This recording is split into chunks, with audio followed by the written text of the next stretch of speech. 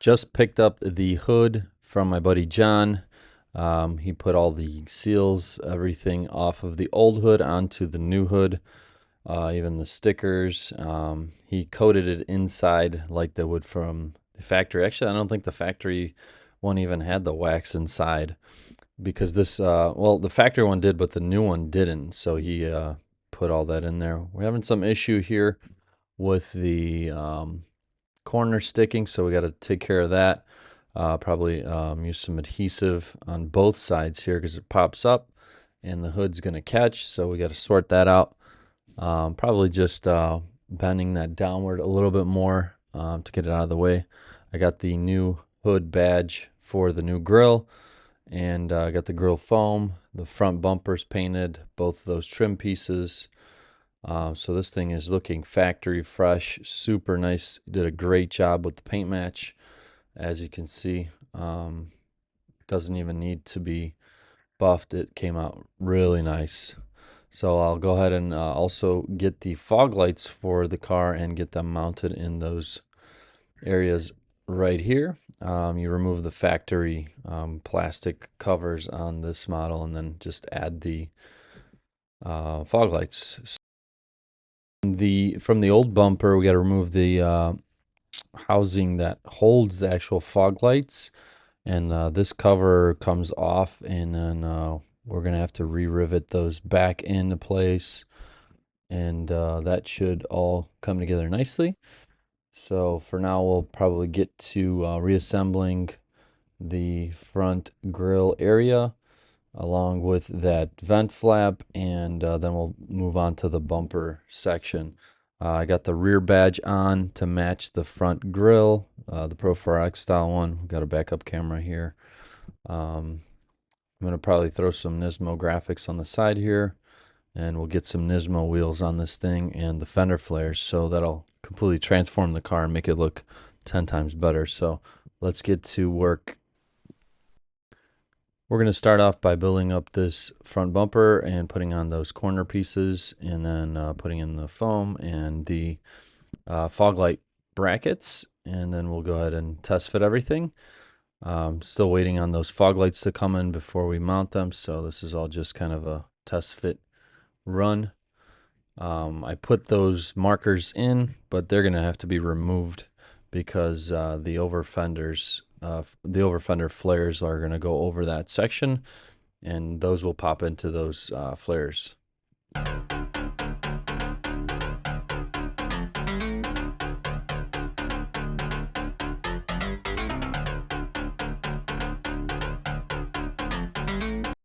Now let's go ahead and grab the rest of the lower grille and install that onto the front lower part of the bumper. That's all fastened down by 10mm bolts and some clips. So we'll go ahead and get that thing put back on, and then we'll go ahead and test fit the bumper. The center grille just kind of clips into place very easily, so not much to show you guys. Just kind of press that in, line everything up. Then the harder part's going to be riveting in the housing for the fog light brackets that you have to drill out from the old bumper. Bumper is all back together, minus obviously the fog lights, and the fog light surround area on the inside of the bumper, that is the part that needs to be riveted in. Then we can move on to installing the fog lights and mounting them with the brackets, which I will show you in just a little bit when we're installing the fog lights themselves. It is the next day. The hardware and the parts came in for the fog lights. It's the stock and this fog light and the other one. We're going to go ahead and swap those brackets, and then we'll go ahead and start installing the fog lights onto the bumper. As with everything, there's always some kind of fiddling or adjusting to do. This bottom grill clips in, but then those housings, like I told you, got to be riveted in, and then you got to center the fog lights nicely, because on the factory mounting positions, they were not actually centered in the holes themselves. I'll show you guys what I'm messing with a little bit later. But here's those amber markers and the over fenders. There's a whole gasket kit. We're going to do that right after we install the bumper. Before that, we have to sort this corner out I showed you earlier because it is going upward and catching on the hood. Once we resolve that, we could work on the over fenders, but the hood looks fantastic. All the stuff was transferred over from the old hood, and including the stickers, and the factory Nissan hood didn't even have the cavity wax, so John went and did that. But let's go ahead and focus on this bumper now. We got these brackets in place, and I'm getting the rivets. Here's the first rivet and second one I just put in. They are a butterfly type rivet, not a standard one, so I had to source those. Got those at Napa. Kind of matched up the size to the ones I had. And now I'm just going to repeat the process and rivet in all the other rivets. There's a few sections there. These are the diameters that worked for me. And the part number if you guys are looking for those. So here's how the process looks with the rivet gun and the rivets. And they just fasten up nicely, lock in place, and the butterfly forms and then snaps the end off. So the butterfly is on the other side, which you can't see, but that's nice and fastened now. We're going to move on to the rest of them here and just repeat the procedure with these part numbers that I showed you earlier. Some of them were a little bit bigger, but they were holding nicely, so I didn't change the size of those rivets. I got the fasteners here for the actual headlight, or sorry, the fog light brackets, so we're going to have to mount up.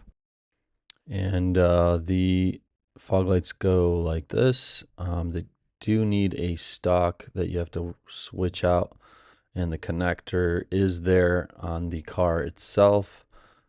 It is right here, tucked up under there, taped together. So now we could kind of go ahead and assemble those fog lights and get them into position. It's going to take some fiddling around with, and I think some dremeling, because the way they're sitting now, when we put them on, they visually do not look centered, which is annoying. So I've got the fog lights now mounted, and we're going to test fit the bumper and see how it all looks on the car, and hopefully they look pretty good. If not, we're going to have to keep removing and adjusting those holes that are on the bracket.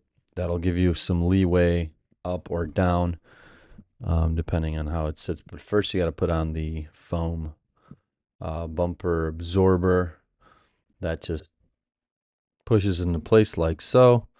There's a little nub and a hole on the frame section, and that'll hold there. Pretty flimsy, but doesn't matter because the bumper sits on top and then holds everything together once you bolt it up. So just making sure there isn't another part I didn't miss, but all looks good.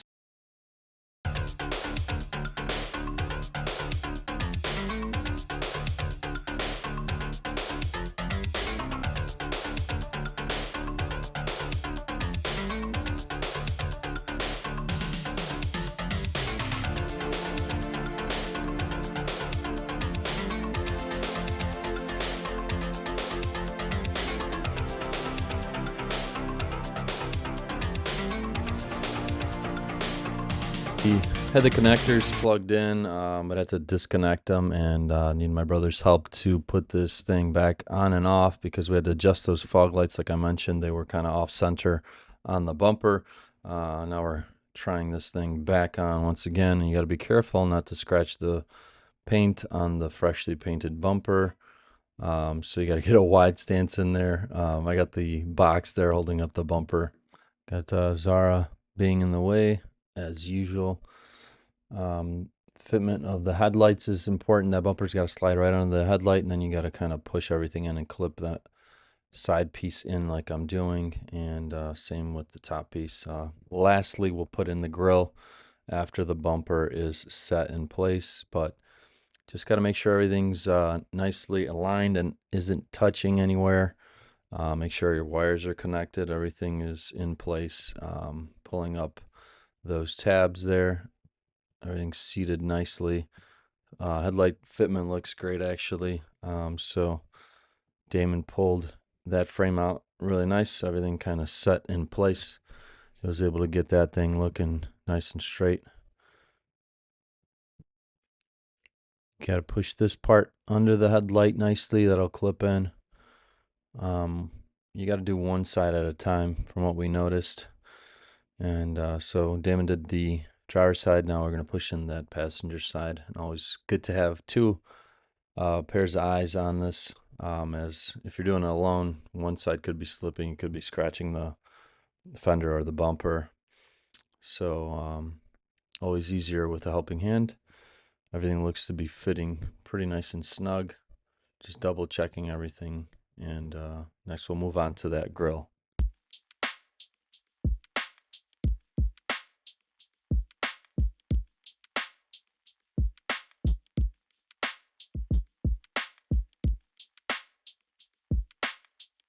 The third time is the charm. We've got that bumper on. We got the fog lights positioned, and installing the grill. That just clips in, and you got a couple tens on top, so pretty easy. And once I have that in place, we'll go ahead and move on to starting those over fenders. They're going to be a little bit more difficult. You got to get the weather stripping on there and kind of align it. The red and black metallic grill badge looks fantastic. Changes the whole front end of the car. Went with the matte grill to match the rest of the matte lower cladding, etc. I have the lower trim piece I got from a Pro 4X too. So let's move on to the over fenders. As you can see, we've already installed one of them, and I had the weather stripping put onto the over fender while it was off on the table. So that's the process you have to do for all of the other ones. And here's how it looks without. Obviously clean the area underneath, which is what I did. And you can reuse all the hardware from the factory fasteners, but the weather stripping kind of gets pressed in like so. And then you peel the 3M and stick it on there, and the actual weather stripping sits onto the fender and the quarter panels. It doesn't adhere to it. The adhesive part sticks onto the slip, as you can see here. So that's a pretty neat thing that there's no drilling required into the quarter panel or the fender. Just a bit tedious process, kind of getting this all seated. Put in the markers as well. Those screw in with the bolts, the factory bolts as well. We've got the corner of the fender being held into place with panel bond adhesive on both sides, and that should hold it up really nicely. The car is coming along very nice, looking a lot more like a car than before. Of course, I got the headlights, grill, everything's lined up nice. All the gaps look really good. Some minor imperfections on the passenger side fender, which we don't want to touch because it's unnecessary. I mean, this is going to be a driver, not a perfect car. We've made it damn near perfect, so not going to worry about a little nick on the corner of the fender. We're required to remove the whole fender or like blend it, and it's unnecessary, to be honest. We had the rear mud flaps, the factory ones, removed. Now we're going to move on to installing the rest of those fender arches. Make sure to smash the like button and subscribe to the channel if you haven't already. Hope you guys enjoyed this video. We got more to come on the Frontier. We're waiting on the rims, the Nismo rims, the decals to be put on. I'm going to detail the car, and I think my dad's going to be stoked. Can't wait to get to the next step. I'll catch you guys on the next one.